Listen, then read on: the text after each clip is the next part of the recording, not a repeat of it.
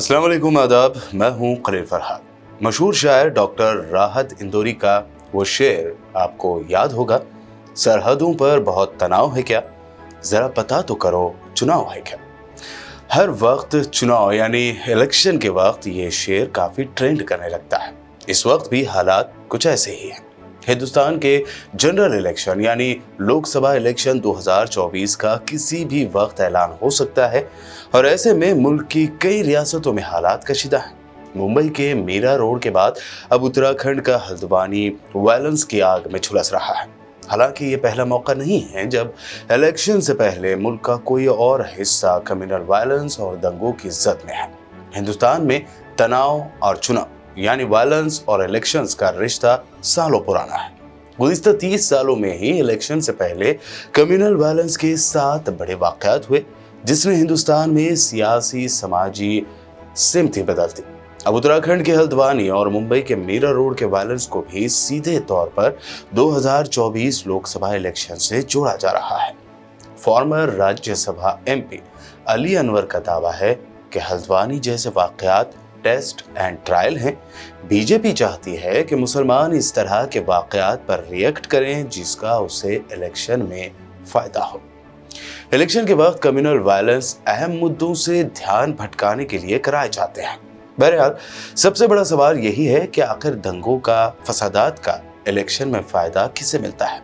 इस बात को जानने के लिए जब हमने जांच पड़ताल शुरू की तो हमें एबीपी की वेबसाइट पर एक तफसीली रिपोर्ट मिली जिसे हम आपके सामने पेश कर रहे हैं। इस रिपोर्ट को तफसीली देखिए कि 30 सालों में 7 दंगे हुए, उसका सीधा सीधा फायदा बीजेपी को पहुंचा है। आइए इसको तफसील से बयान करते हैं। सबसे पहले बाबरी मस्जिद शहीद किए जाने के बाद मुल्क भर में हुए फसादात के बाद बीजेपी मजबूत हुई। 1991 के लोकसभा इलेक्शन में 120 सीटें जीतने वाली बीजेपी को 1996 में 161 सीटें मिली थी। वहीं 1993 में दारुल हुकूमत दिल्ली के पुराने इलाके में एक अफवाह की वजह से कम्युनल वायलेंस हुआ था। वायलेंस में 50 से ज्यादा लोग मारे गए। सेंटर में उस वक्त कांग्रेस की हुकूमत थी और दिल्ली बीजेपी के लीडरों ने दिल्ली की मुस्तफा मस्जिद को लेकर हुए तशद्दुद को अहम मुद्दा बनाते हुए 1993 असेंबली इलेक्शन में उसे भाजपा को यानी बड़ी जीत दिलाई थी। बीजेपी 49 सीटों पर जीत हासिल करके पहली मर्तबा दिल्ली में सरकार बनाने में कामयाब हुई थी। इसके बाद साल 2002 के गोधरा फसादात ने गुजरात में बीजेपी की जड़ें ऐसी मजबूत की कि आज तक यहां उसे इख्तिदार से बेदखल नहीं किया जा सका है। गोधरा फसादात के वक्त नरेंद्र मोदी रियासत के सीएम थे। इसी तरह गुजरात के ही शहर वडोदरा या बड़ौदा में साल 2006 में 2 कम्युनिटियों के दरमियान वायलेंस हुआ जिसका असर अगले साल 2007 में हुए गुजरात असेंबली इलेक्शन में बीजेपी को फायदे के तौर पर दिखाई दिया।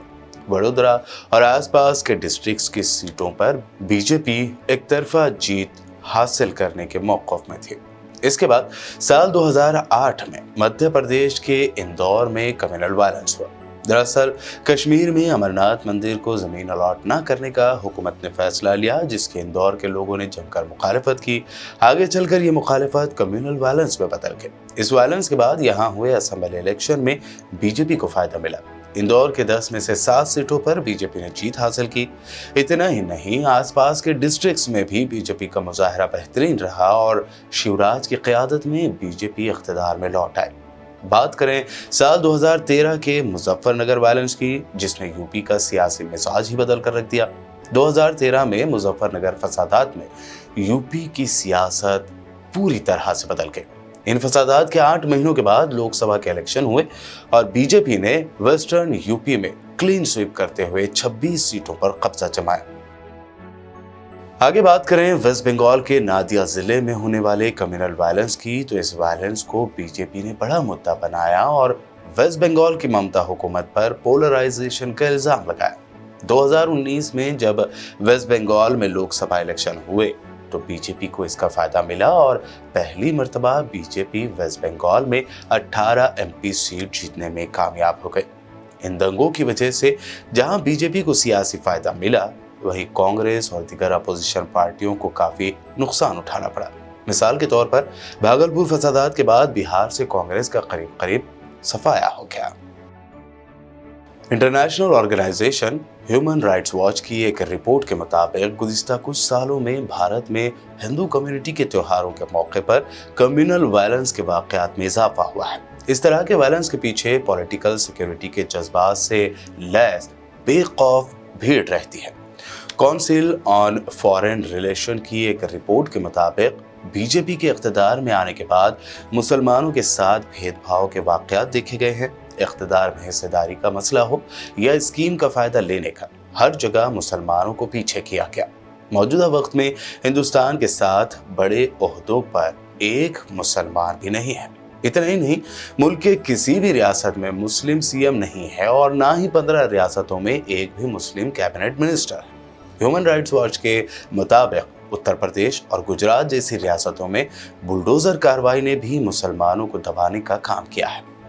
इस ऑर्गेनाइजेशन का कहना है कि हिंदुत्व के एजेंडे को लागू करने के लिए इस तरह की कार्रवाइयां की जा रही हैं।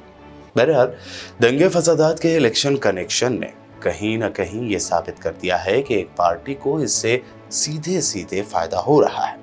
लेकिन ज़रूरत इस बात की है कि तमाम मज़ाहिब के मजहबी व समाजी कायदीन आगे आएं और मुल्क में कम्युनल वायलेंस की वजह बन रही नफरत को उसके खात्मे के लिए अपनी जी तोड़ कोशिश करें, ताकि हमारे मुल्क हिंदुस्तान में दोबारा अमन कायम हो, हिंदू मुस्लिम भाईचारा फिर से बन जाए और नफरत के बीज बोने वाले सियासी लीडरों को मुंह की खानी पड़े। आज जांच पड़ताल में इतना ही। मिलते हैं अगले एपिसोड में, तब तक के लिए देखते रहिए BBN चैनल।